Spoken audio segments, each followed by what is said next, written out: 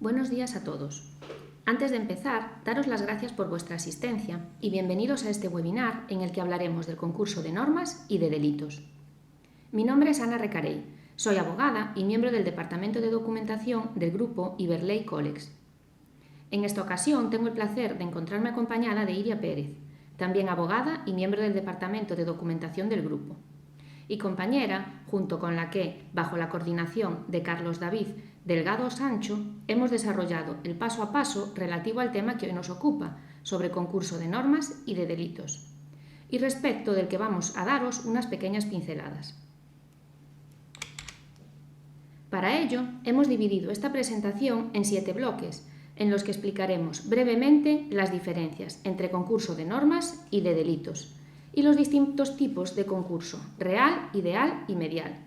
dando una pequeña explicación práctica tanto del cálculo de una refundición de penas como de la manera de calcular la pena superior e inferior en grado y la mitad superior e inferior de la pena. Para comenzar, partiremos de la diferencia entre el concurso de normas y de delitos. El concurso de normas se produce cuando una sola conducta podría ser calificada con arreglo a 2 o más normas penales, pero solo una de ellas debe ser aplicada para no vulnerar el principio non bis in idem o prohibición de aplicar a una persona por los mismos hechos una doble sanción.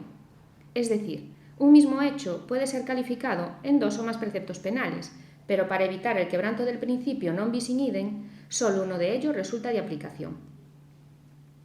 Por su parte, el concurso real de delitos se produce cuando una pluralidad de acciones ofende a diferentes bienes jurídicos y cada una de esas acciones constituye una infracción que es independiente de las demás. Es decir, se han realizado varios comportamientos que dan lugar a distintos delitos. El Tribunal Supremo ha dado unas pautas para saber cuándo estamos ante un concurso de normas, que parte de una valoración jurídica previa, en la que se analiza si la sanción aplicable por uno de los delitos es suficiente para abarcar la total significación antijurídica del comportamiento punible, en cuyo caso estaríamos ante un concurso de normas, mientras que si esto no fuera así, nos encontraríamos ante un concurso de delitos. Por ejemplo, cuando tenemos un delito de lesiones y un delito de agresión sexual, el Tribunal Supremo dispone que para que el delito de agresión sexual absorba la violencia ejercida sobre la víctima, hay que atender a si esa violencia se mantiene dentro de los límites de esa necesariedad instrumental, en cuyo caso el desvalor de su ejercicio quedará absorbido en la antijuridicidad del delito de agresión sexual, o si por el contrario supera esos límites, por exceder lo necesario para la agresión sexual y por tanto debe penarse con independencia. La punición del concurso real se regula en los artículos 73 y 75 del Código Penal.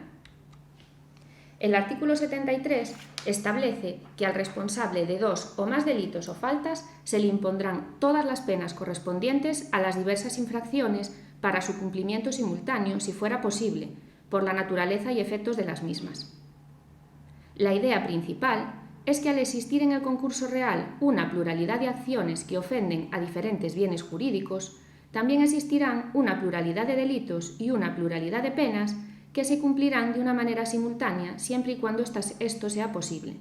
Por ejemplo, una pena de prisión y una pena de multa podrían cumplirse simultáneamente.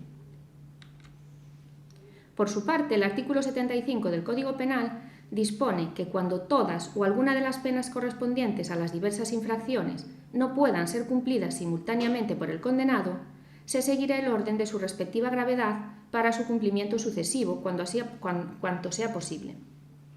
Por ejemplo, cuando tenemos varias penas de prisión que no pueden cumplirse de forma simultánea. Para corregir el exceso punitivo que pudiera derivarse de la aplicación de estos artículos, el Código Penal establece en su artículo 76 unos límites a la duración máxima de las penas que consisten en que el máximo del cumplimiento efectivo de la condena del culpable no podrá exceder del triple del tiempo por el que se le imponga la más grave de las penas en que haya incurrido, declarando extinguidas las que procedan desde que las ya impuestas cubran dicho máximo, que no podrá exceder de 20 años. Excepcionalmente, este límite se ve aumentado cuando estamos ante delitos que tienen penas especialmente graves. En estos casos, este límite máximo será de 25 años cuando el sujeto haya sido condenado por 2 o más delitos y alguno de ellos esté castigado por la ley con pena de prisión de hasta 20 años. Cuando el sujeto haya sido condenado por 2 o más delitos y alguno de ellos esté castigado por la ley con pena de prisión superior a 20 años, este límite máximo será de 30 años y será de 40 cuando el sujeto haya sido condenado por 2 o más delitos y al menos 2 de ellos estén castigados por la ley con pena de prisión superior a 20 años. También será de 40 años cuando el sujeto haya sido condenado por 2 o más delitos referentes a organizaciones y grupos terroristas y delitos de terrorismo de la sección segunda del capítulo 7 del título 22 del libro segundo de este Código, y alguno de ellos esté castigado por la ley con pena de prisión superior a 20 años. La limitación se aplicará aunque las penas se hayan impuesto en distintos procesos, cuando lo hayan sido por hechos cometidos antes de la fecha en que fueron enjuiciados los que, siendo objeto de acumulación, lo hubieran sido en primer lugar. Para poder aplicar el artículo 76 y lo que se conoce como el triple de la mayor, es necesario llevar a cabo una refundición de penas. A la hora de proceder a la acumulación de condenas, se parte de la sentencia más antigua, y a esas se acumularán las posteriores, relativas a hechos cometidos antes de esa primera sentencia. Las condenas que se acumulen no podrán ser objeto de nuevas acumulaciones, pero en el caso de que su acumulación no sea posible, sí podrían incluirse en posteriores acumulaciones cuando sean susceptibles de ello.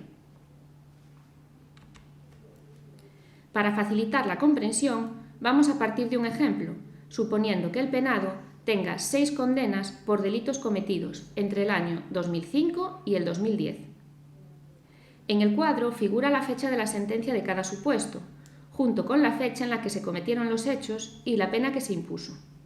asignándole a cada supuesto un número para facilitar la explicación. Para empezar, tendríamos que analizar las distintas posibilidades y bloques que se pueden acumular para calcular cuál sería en global la opción más beneficiosa para el penado.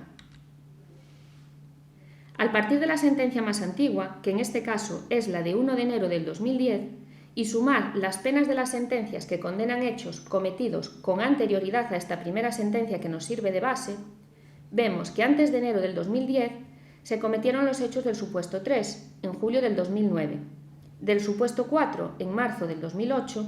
y del supuesto 6, en febrero del 2009. Los hechos de los supuestos 2 y 5 no pueden acumularse con la primera sentencia, ya que han sido cometidos con posterioridad. A continuación, hay que realizar los cálculos para comprobar que su refundición beneficia al penado, es decir, en este caso, las penas puestas en los 4 delitos susceptibles de acumularse son de 2 años, 2 años y 2 meses, 1 año y 9 meses y 1 año y 6 meses de prisión. Esto hace un total de 6 años y 17 meses, o lo que es lo mismo, 7 años y 5 meses, que habría de cumplir el penado si los cumpliese de forma sucesiva.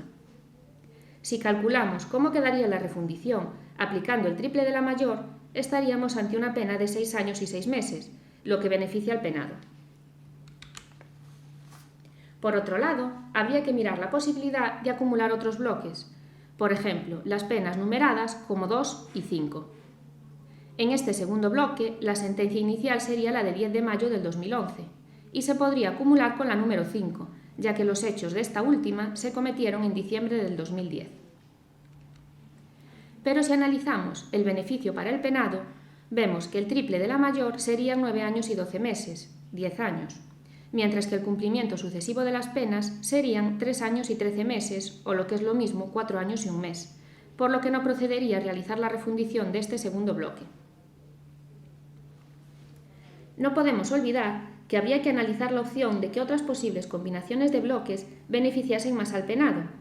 como podría ser no partir de la sentencia más antigua, sino, por ejemplo, de otra que permitiese la acumulación de más condenas. En este caso, podríamos valorar la posibilidad de partir de la sentencia de fecha de 10 de mayo del 2011 y acumularle las penas número 3, 4, 5 y 6.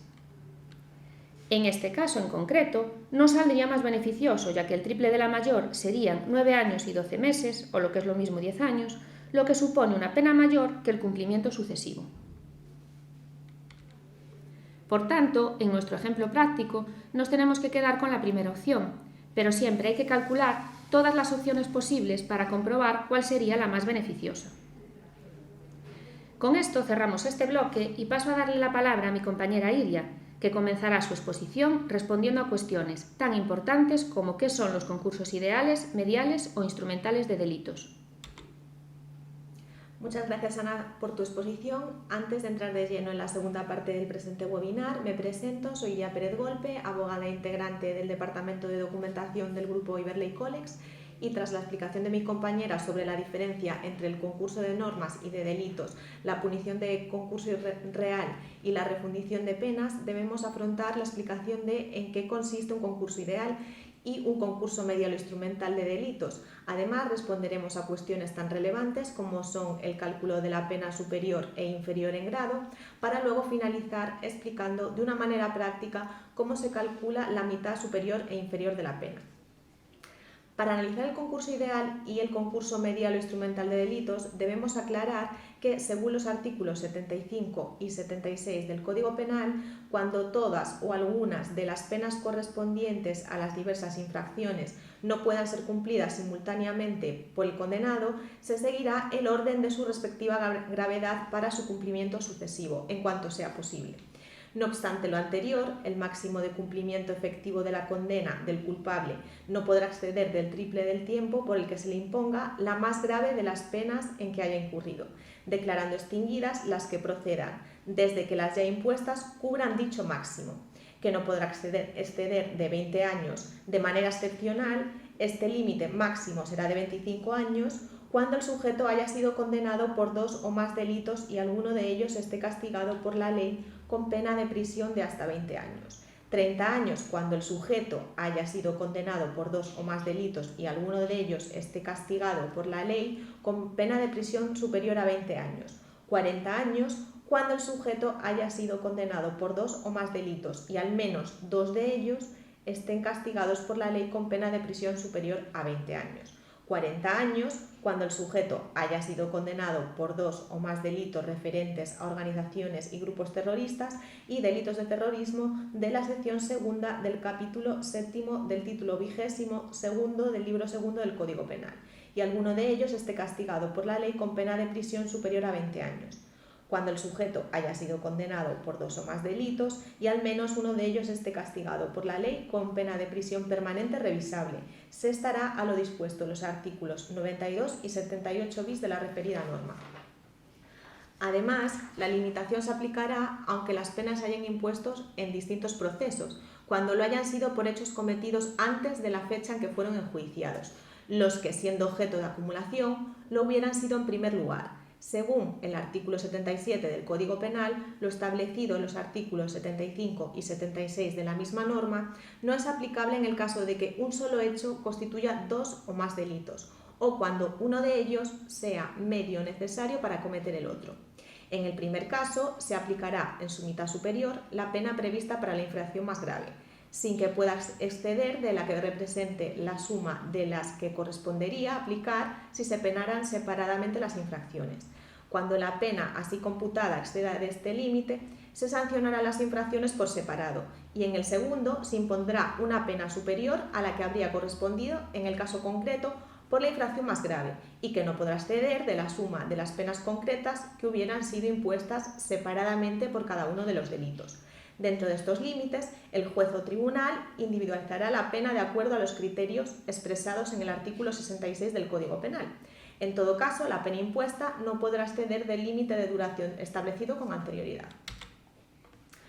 A tenor del anterior, ¿cómo se calculará la pena superior en grado? La pena superior en grado se encuentra regulada en el numeral primero del apartado primero del artículo 70 del Código Penal. Literalmente dispone que la pena superior en grado se formará partiendo de la cifra máxima señalada por la ley para el delito de que se trate y aumentando a esta la mitad de su cuantía, constituyendo la suma resultante su límite máximo. El límite mínimo de la pena superior en grado será el máximo de la pena señalada por la ley para el delito de que se trate, incrementado en un día o en un día multa según la naturaleza de la pena a imponer. Es decir, el límite máximo de la pena superior en grado será la suma resultante de la cifra máxima determinada por la ley para el delito concreto, sumando a la anterior cifra la mitad de su cuantía. Y el límite mínimo de la pena superior en grado será el límite máximo de la pena determinada por la ley para el delito concreto, sumando un día o un día multa atendiendo a la naturaleza de la pena a imponer. Como ejemplo del anterior, según el apartado primero del artículo 143 del Código Penal, el que induzca al suicidio de otro será castigado con la pena de prisión de 4 a 8 años. Así, el límite máximo serán 12 años de prisión, cifra resultante de los 8 años de prisión de pena máxima determinada por ley, más 4 años, que es la mitad de la cuantía de la cifra inferior. Y el límite mínimo será de 8 años más un día de prisión, cifra resultante de los 8 años de pena máxima fijada por la ley, más un día, es decir, la pena superior en grado del delito de inducción al suicidio va desde los 8 años más un día a los 12 años de prisión. ¿Y cómo se calculará la pena inferior en grado? De acuerdo con el numeral segundo del apartado primero del artículo 70 del Código Penal, la pena inferior en grado se formará partiendo de la cifra mínima señalada para el delito de que se trate y deduciendo de esta la mitad de su cuantía, constituyendo el resultado de tal deducción su límite mínimo. El límite máximo de la pena inferior en grado será el mínimo de la pena señalada por la ley para el delito de que se trate, reducido en un día o en un día multa según la naturaleza de la pena a imponer. En síntesis, el límite mínimo de la pena inferior en grado será la suma resultante de la cifra mínima determinada para el delito concreto, deduciendo a la anterior cifra la mitad de su cuantía. Y el límite máximo de la pena inferior en grado será el límite mínimo de la pena fijada por la ley para el delito concreto, reduciendo en un día o en un día multa, atendiendo a la naturaleza de la pena a imponer. Ahora bien, en el delito de inducción al suicidio referenciado con anterioridad, el límite mínimo de la pena inferior en grado son 2 años, resultantes de la pena mínima determinada por la ley, es decir, 4 años, restando la mitad de la cuantía de esa cifra, que serían 2 años. Por otro lado, el límite máximo son 4 años menos un día, de los 4 años pena mínima determinada por ley menos un día. En consecuencia, la pena inferior en grado del referido delito abarca desde los 2 años a los 4 años menos un día de prisión. Por último, para calcular la mitad superior e inferior de la pena, utilizaremos como ejemplo el delito de inducción al suicidio de referencia. Así, para calcular la mitad superior e inferior de la pena, se debe sumar el límite mínimo de la pena, este es 4 años, al límite máximo de la misma, es decir, 8 años, dando como resultado 12 años. Dicha cifra debemos dividirla entre 2, dando como resultado 8 años de prisión. Así, la mitad superior de la pena es de 6 años más un día a 8 años de prisión, siendo la mitad inferior de 4 años a 6 años menos un día de prisión. No obstante, para determinar la mitad superior o inferior de la pena o de concretar la pena inferior o superior en grado, el día o el día multa se estimarán indivisibles y actuarán como unidades de más o menos según los casos. Con lo anterior finalizamos el presente webinar. Gracias por vuestra atención.